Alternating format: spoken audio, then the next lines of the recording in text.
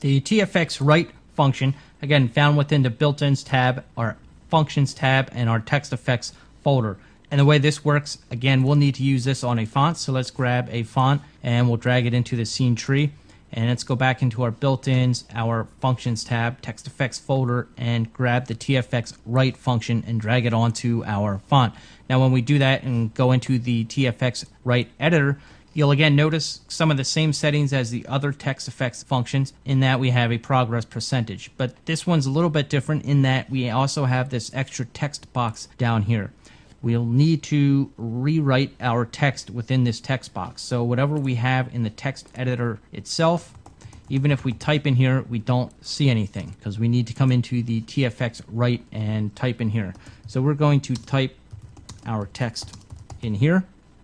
And now we can go back up to the very top and use our progress percentage to animate this. So I'm going to set my timeline to 0. I'm going to set my progress percentage to 0. I'm going to hit set key. Then I'm going to advance my progress percentage to 100. And now when we hit play, our text animates on.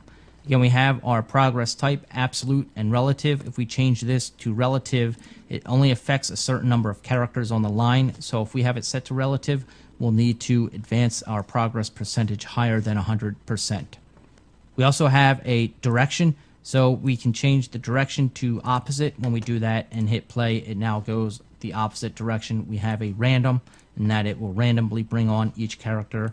There's a static, where it will bring on the whole word by itself. Wave will go through each character. There's a center, so it goes from the center out, and also a to center, where it plays towards the center. We have an interpolate function which manages how the keyframes are interpolated. By default, it's set to soft. We can also change it to linear. There's an effect range. This affects how many characters are affected within the range, and also a random seed. So if we're using the random seed, this only works when our direction is set to random. The ignore space and ignore new line take into account the number of spaces and number of lines we have on our text when the progress type is set to relative. Down below the text box, we have an option here for the effect, and by default, it's set to pop. So to demonstrate this, I'm just going to slide this animation out a little bit and make it a little bit slower. We'll go back into our text effects.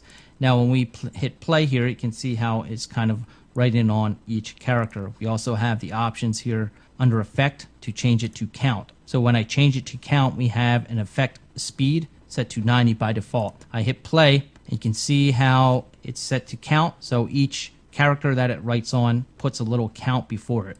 And if we want to adjust this, we can take it down or up, and now you can see how it affects the speed of that count. We also have under the effect a random.